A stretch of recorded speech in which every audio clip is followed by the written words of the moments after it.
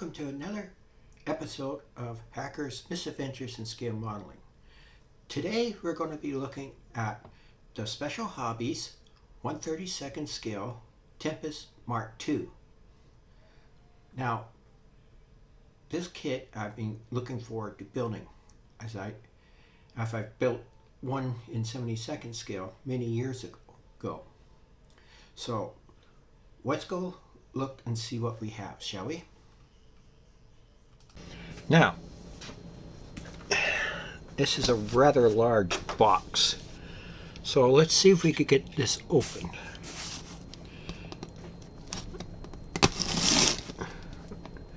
It's well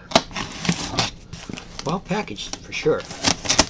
You know, we can't trust, it doesn't matter if it's the U.S. Postal Service, the Royal Mail, or Canadian Postal Service. We're all having the same problem, that sometimes our stuff comes crushed or lost. In this case, it came back. Usually I have pretty good luck when it comes to Canada Post, but I have had packages go astray on me, so okay. Yeah, easy. Well packaged with lots of foam. I like that.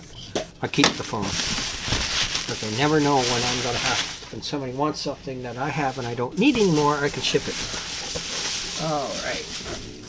Get rid of this garbage. And unwrap, and voila. Now this is the high-tech version. Kit number 23054. Now I bought this second hand, but the guy sold it to me at half the price as retail, which is fine. I mean, I'm not, as my mother used to say, beggars can't be choosers. Now we'll have a look inside, make sure it's all opened up, and open it up.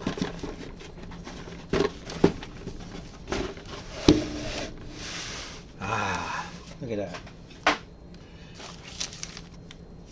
Now,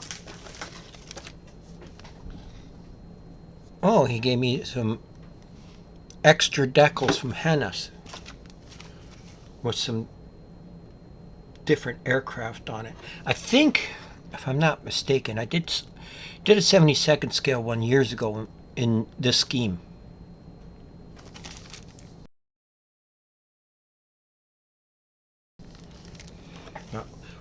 We'll check these out in a minute. Looks like all my stuff's here. Some stuff's loose. We'll have to sort that out and see what we're missing.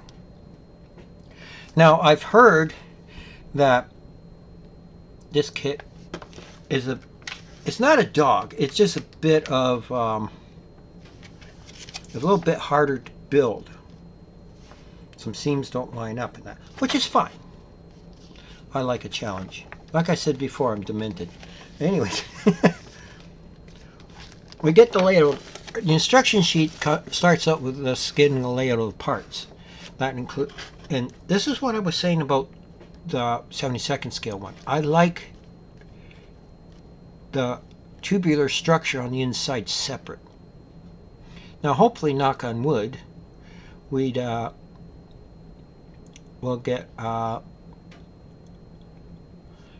the Airfix one will do that, but I'm not holding my breath. Sometimes it's the aftermarket guys who give you stuff like that. Now, there are parts here that you're not supposed to use. They're X'd out. So we'll have to check the sprues and see what ones are X'd out. Well, obviously the exhaust, because this is radial engine, and all the radiator parts and some of the wheels. I'm not sure if that's the seat or not. I know that that's a different instrument panel, and a few other bits and bobs that are different, and some wheels. So now on the other page they give me rockets, and I think these are resin parts, if I'm not mistaken. I'll have to look when we get in there. And I know this is PE, and it shows you here, if I can get it close enough, where all the parts go. The instruction sheet is typical of the new instruction sheets these days, where they not only show you the color of the interior, but the different parts in that and where they go.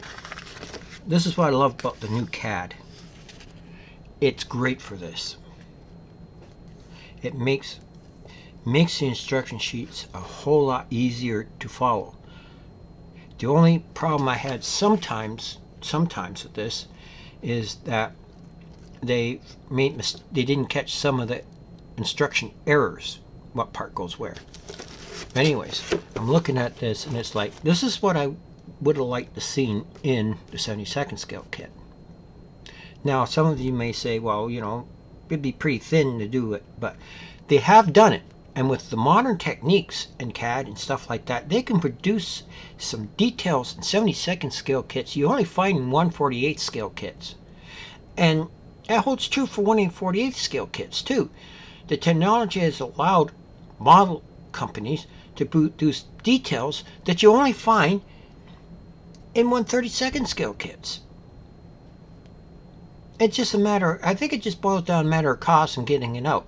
I'd be interested, like I said before in my last video, on the Tempest Mk.II in 72nd scale. I want to see the Airfix one and compare that one with the KP one.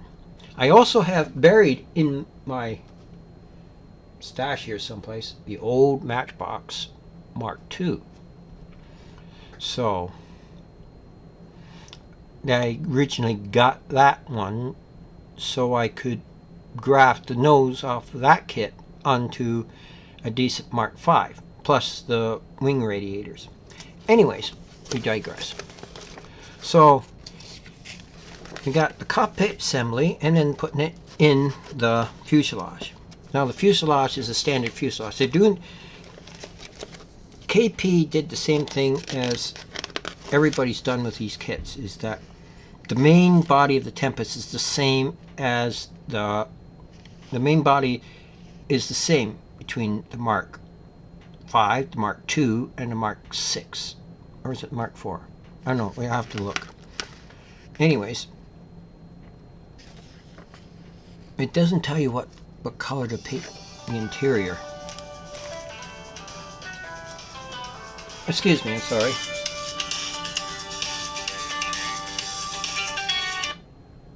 I forgot to turn off my ringer. Wouldn't you know it? Anyways, we now it shows you the nose assembly here and cutouts for the cannon bay. Now, my beef with the open gun bay is they only give you one side, and I don't know why they didn't give you two sides. It wouldn't be that much harder. It's just a CAD drawing. You just flip everything around. So, but anyways, now I know there is also a resin insert that you can use. Instead of using this, you can put it there. You can still use this, or I'm not sure. I haven't looked at it lately, but you can put the engine's open to see the detail in the Centuria engine. I might go for that piece. I'll have to see. Because this is the reason why I bought it. It's because I want to build this. Now, the guns, though I'm sorely disappointed in it being only one side, I might still build it. with the gun bay open, because I like my gun. I like detail. The wheel wells are a multi-piece affair, which more or less everybody expects. And then you got the assembly. Now they have you going back here to the wings. Now I have to check the model, but it looks like, yeah, it looks like the wings were already made, cut out for these intakes. So that's good. There's no cutting there. Wheel wells typical of Tempest. You see the part, how the parts going in the slide and that. Now, what's the reason behind the two slides? Oh, okay, I see. Camel schemes A, C, D, E. You have to put this one. Camouflage A doesn't have. You got to use this one. They don't have the I think oxygen tanks on there. Okay, almost through here. You got wheel well insert, which is good. I think you can put those wheels on afterwards, which that way you can put your doors on.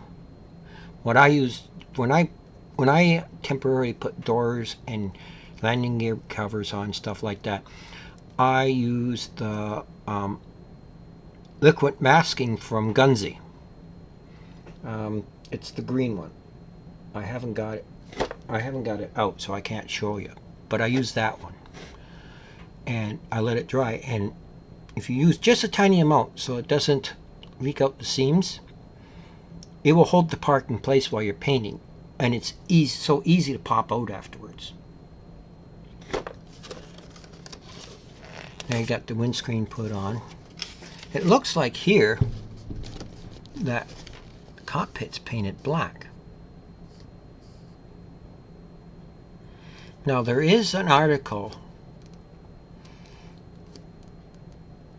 in Scale Models, I think it's February 1973, where somebody wrote an extensive article on Tempest interiors.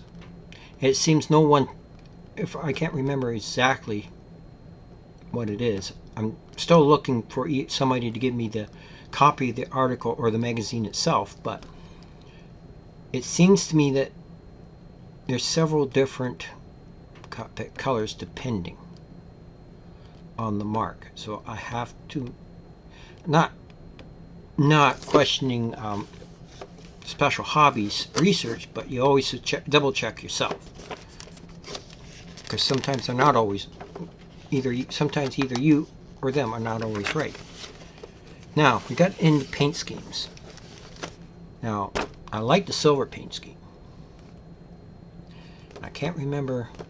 I'm pretty sure I did this one. I'll post the photograph. I'll post the photograph later for you and tell you where to find it. But this is the scheme I did. I took a Heller Mk.II and kit bashed it with the Maxbox Mk.II, which gave me the nose and the intakes. Everything else about the aircraft is the same, so I didn't really need all the parts. But at the time, that must have been like 25 years ago, that was the only way you could get a Mk.II, a decent one. Now I'm planning to buy a 72nd scale Mk.II and have a look at that one too. Probably build that one, maybe in this scheme, maybe in the silver scheme, who knows. Another camouflage. This one is a Mk.II, and I'm pretty sure it's Pakistan.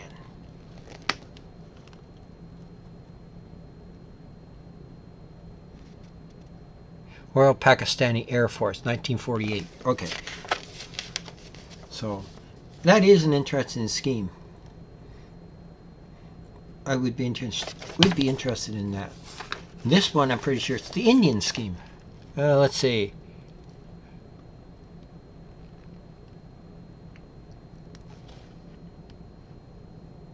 It looks like the Indian. It looks like it. It looks like it's Indian. Royal Indian Air Force. Yeah. So this is a nice scheme too. And we got, of course, advertisement for different kits. Now, I think I got that one. No, I don't. I'm looking for this one, and I'm looking for this one at the moment. I'm also looking for the French version of this one. The P36 in French markings. Always liked the clod. Always liked the silver and the red and that on the clod. Anyways, and that is that for now. So let's have a look here.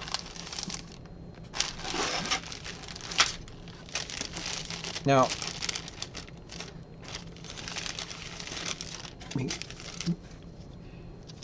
you can always tell when they're good modelers to keep the clear parts in the bags. Now there's our rockets. They don't look too bad. I don't know. I might save those for the Mark. I might save them for something else at a later date. But the detail, the rivet detail in that's fantastic. You know what? I could use this for riveting references to rivet the 72nd scale one I got over there. It would be a great help. So don't be surprised when I build that one, I rivet it. Anyways, so yeah, look at the rivet detail. I don't know if I can get the camera to show you the detail. And then the interior is a nice interior. Lots of detail there too. That's what I like seeing. Because you get weathering and dry brushing in there, it'll be awesome. I got a lot of loose parts in here. I may have to steal one of my wife's large freezer bags and rebag these things. Hey. Again, the rivet detail on this is great.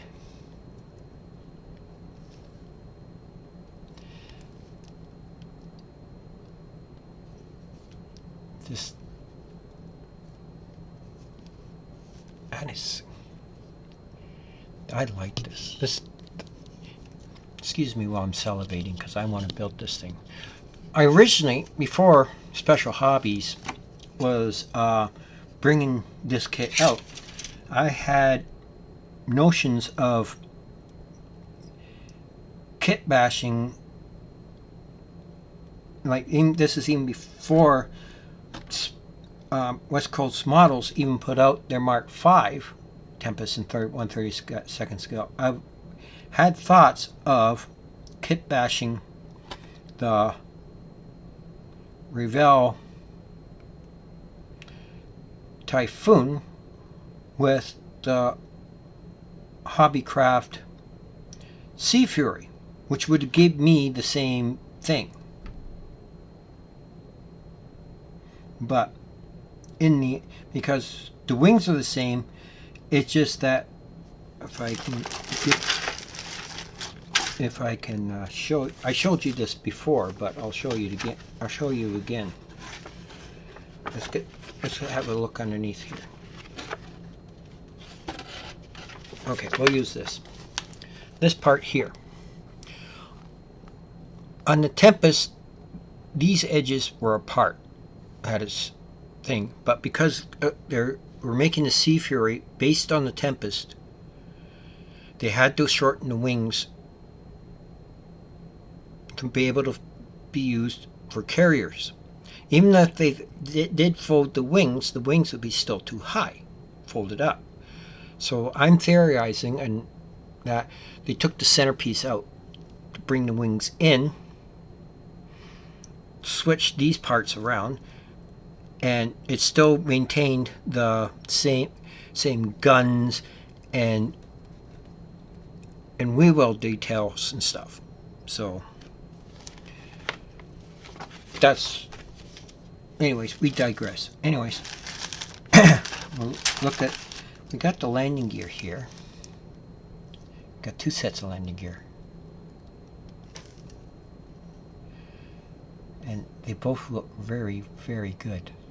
In fact, you know, if I got two, I want to do another Typhoon in 1/32 scale. And these would, I don't think I can use these. No, I can't use these. See, this is where you got to know your aircraft. But I got two of these, so that's good. Never underestimate a spare box part. A spare box. Parts of spare box. Excuse me, I get my mix all worded up.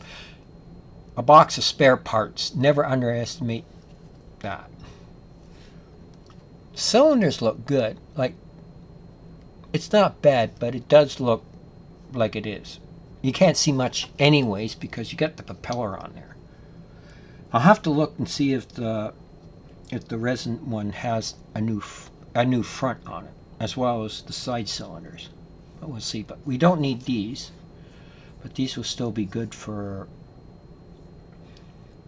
I know these would still be good for the Typhoon because they used the Mark V and the Typhoon have the same engine, so that would be good. Now, this is what I like. Would have liked to see in a 72nd scale kit. Look at that, the sidewall construction. Now, it's flat on one side, which, oh yeah, okay, fine. That's okay, because you won't see that side. But it does give you, this does give you the illusion of the tubular Hawker frame that they used from the early aircraft, the Hurricane, the Typhoon, and the Tempest. They got away from that when they built the Sea Fury. They got away from that. They went full cockpit. Now, the instrument panels are, the instrument panel is what it is. It's a molded plastic instrument panel with that you can go and buy aftermarket dials. They probably in their own decals probably have the dials. Now, there's two aftermarket ones I know, well, three I know of. Edward made a big Ed set and broke up the other sets in that for this. Yoo-hoo makes an PE instrument for this, which you can just drop in. And I think Quanta Studios did one too. I'll have to see. I'll have to do a write-up on locals just at some point when I'm doing this to show you as a written build. I'm gonna. Okay, what else we got here? We got. See, we're not using these, but I could probably use that in use that for my Typhoon build if I ever decide to use one. So you got the radiator on both sides, and the thing in the middle. Now this is a seat. Now what part did they say I'm not supposed to use? That was back over here.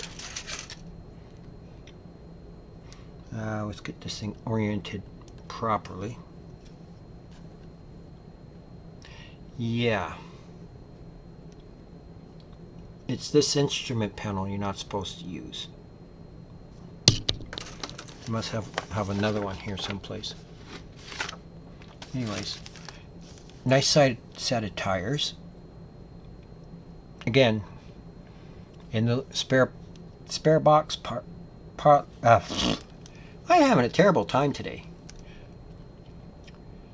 In the box of spare parts, because I probably could use that on my next Typhoon build. By the way, it'll be car door. I already did the bubble top. We have bombs and tailplanes. Look at the rivet detail in the tailplane. Look at that. Look at that. If I can get it up. One of my wants is a better camera for doing this. I'll still use this camera, but I'll probably use it over at my new workbench. Now this is what I wanted to see, the underneath of the wings. Now they have the cut out so you don't have to cut anything to put those intakes in, which is good. I was kind of worried about that because I haven't bothered to look to see if anybody built this. But you get the structure detail there, which is good. Believe it or not, when I did my Revell Typhoon quite a long time ago. Let's see, probably 25 years ago. I had to scratch build all that stuff. Now, the clear parts. Well, looks like the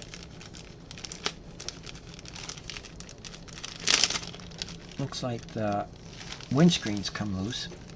I'll get rid of this. The windscreen's fine. It's fine. It's the curve. Now, see, look at that. Look at how that is so freaking clear and undistorted. See, because as I explained, in 72nd scale, you can only go so thin with clear plastic. So hence why it looks, you get distortion. The only way around that is if you replace the bubble top with, if you place the bubble top injection plastic part with a clear vacuum part. So that's the only way around it. But this is what I like. It's nice and clear. You'll be able to see the detail. If you close it up, you'll still be able to see the detail. Now,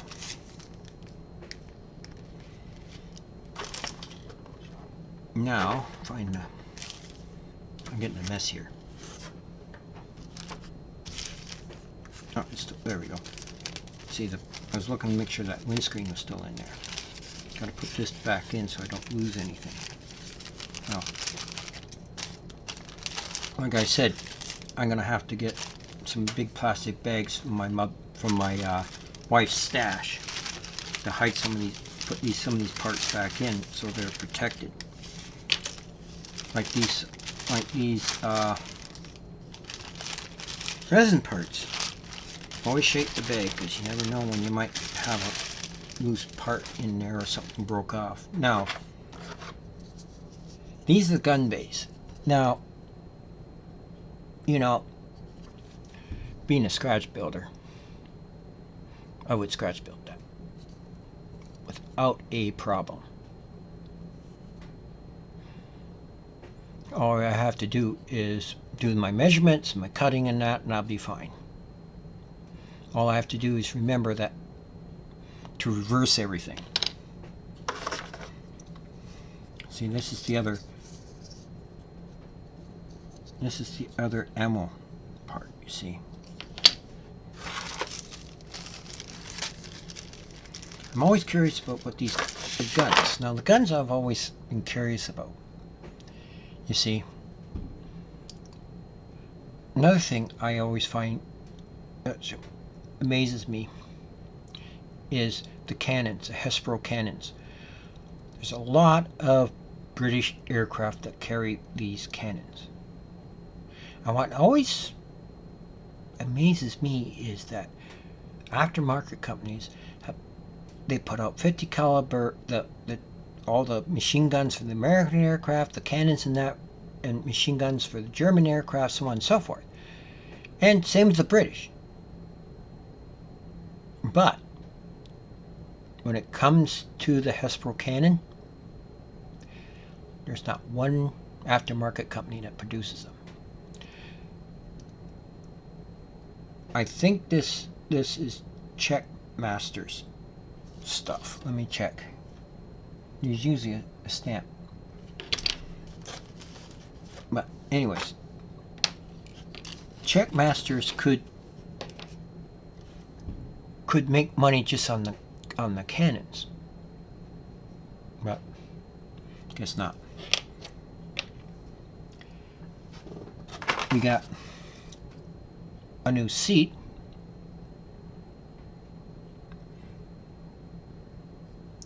I like the seat. We have resin wheels to replace the plastic ones. They look nice.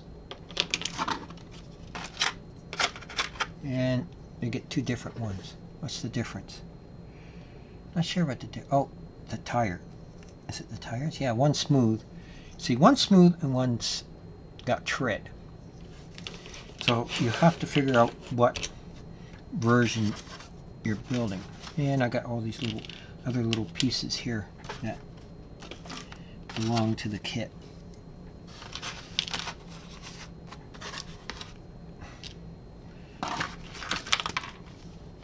Hazards of buying second hand, but then again, even when you buy them new, sometimes you run into this.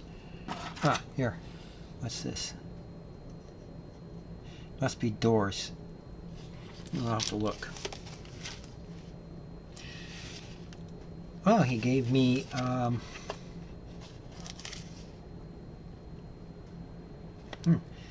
seat belts. You got the I got the seat belt, the PE, and the, is that PE?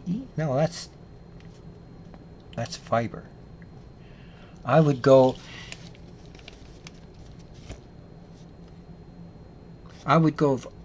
RB protection ones. I like those ones. They seem to be, I've used them before, not a problem. There's also HGW probably has a good set too. Now we got the decals here. Now, who make? Oh, the decal. These decals are printed by Edward, which is good. Edward. Speaking of Edward decals, okay. Whether you love them or hate them, I hate the new one. I haven't tried the new ones. The new ones, they got that peel the film off and just leave the other part behind. I don't know about that. In my school of thought, there's two ways I would approach certain markings. I would go the traditional water slide, or I would do masking. I haven't done masking, but I might get there. So anyways, we'll just see if I can get these out, because it looks like they've never been opened. So here we go. Good. Maybe I can slide these out. I can just put this one, just like this one. You see, we got all the markings, and they're all already cut for underneath for the landing gear covers. So that's good. But let's get the big one out here and put the small one back in this bed. Protect it. Just go like this.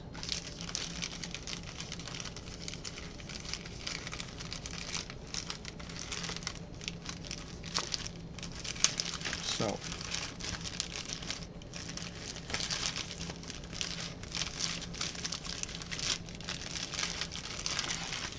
let's have a look. It looks nice. The carrier film's really close to the edge of the printings. Now what's that? There seems to be, if you look, you see those marks? I have no idea what those marks are. It's on the Pakistan one. Anyways, let me check the, yeah, it's on the British ones too. I have no idea what that distortion, if I can get, let's see, just turn that light slightly so that, there's you see the distortion in the film. I have no idea what that is.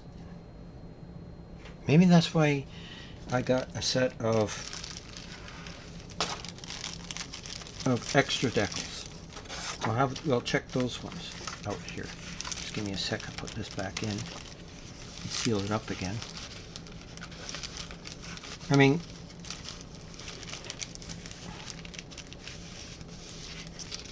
I have other ways of doing this. Like, that's the beauty about having a scanner and a cutter. You just can scan the sheet. You just scan the sheet.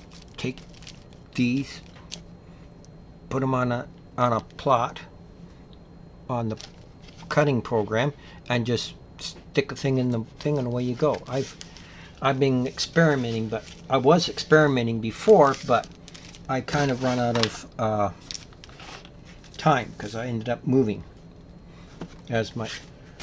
back in May. So I've been wanting to get back, fix this place up so I can actually work, because I have no walls, so I have to solve that problem. Anyways, back to we digress again. He knows I do that a lot. Sign of old age. So what do we got here? Maybe these, do we have, yeah, you see we got some, we have the, you see, they don't have that distortion in their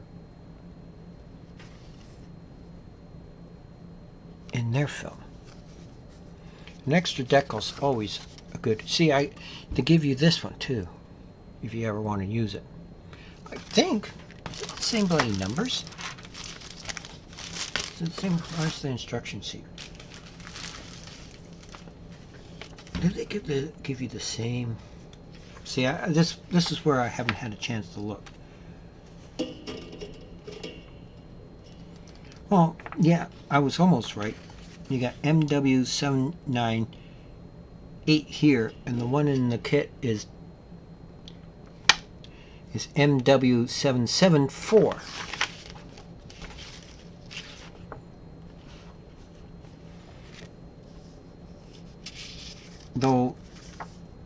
Though this one's the same as the silver one. Okay. And the Pakistani one is, there's no T.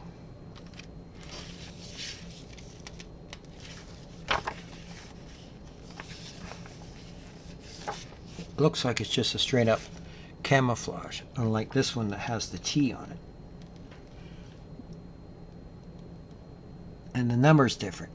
This one's A130 and this one's A139. So that's the only difference between the two.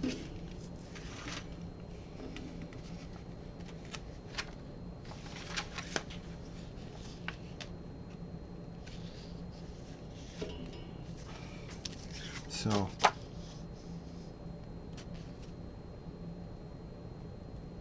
see, this one here is HFX. Well, this one here is HFM. No big deal. No big deal.